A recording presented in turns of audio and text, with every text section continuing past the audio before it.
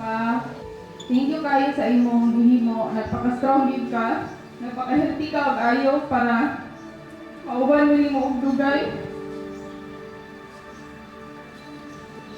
Sa pinaka-disiplinado nga papa, I hope to follow in your footsteps sa imong disiplina sa imong kagalingon. Aron ma-healthy ka. Saada na ko sa imuha nga. Dili na ko pasagdan si mama o si Rico. Sama sa pagsaan ako nga dili ka na ako pasagdan. I would like to honor my father. A big and remarkable man. His resilience and love has put a mark on me and my family. My father was the epitome of strength and humility. Despite battling disease, chronic kidney disease, lung disease for over 30 years, his will and spirit remained unbroken, and his dedication to our family is unwavering. Sa kadlasaw ko, wala ko kita. Gawa siya sakit.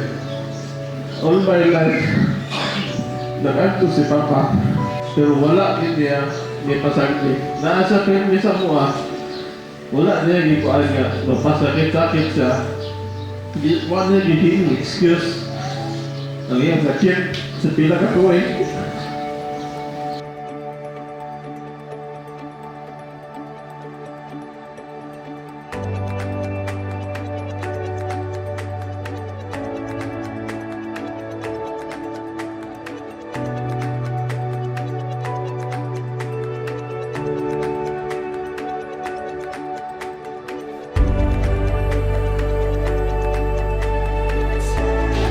Ang journey sa Kupon started sa aming pagkasal. Umiyan, maging siya karoon. Tibot ka sa mafia. Ngayon nga na mo journey sa Kupon nga, na siya kalintan. Diba kayo man ginoo nga? Ang iyang gibukus ko sa kamatayan ng magulang.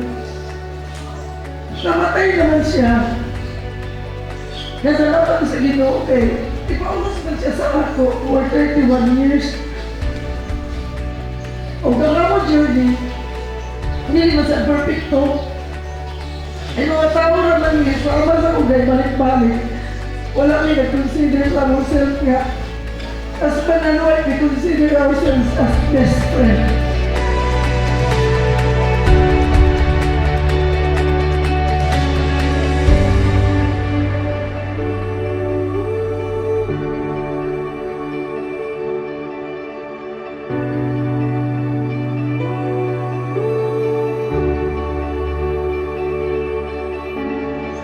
There's no judgment, but based on the teaching, it's very important.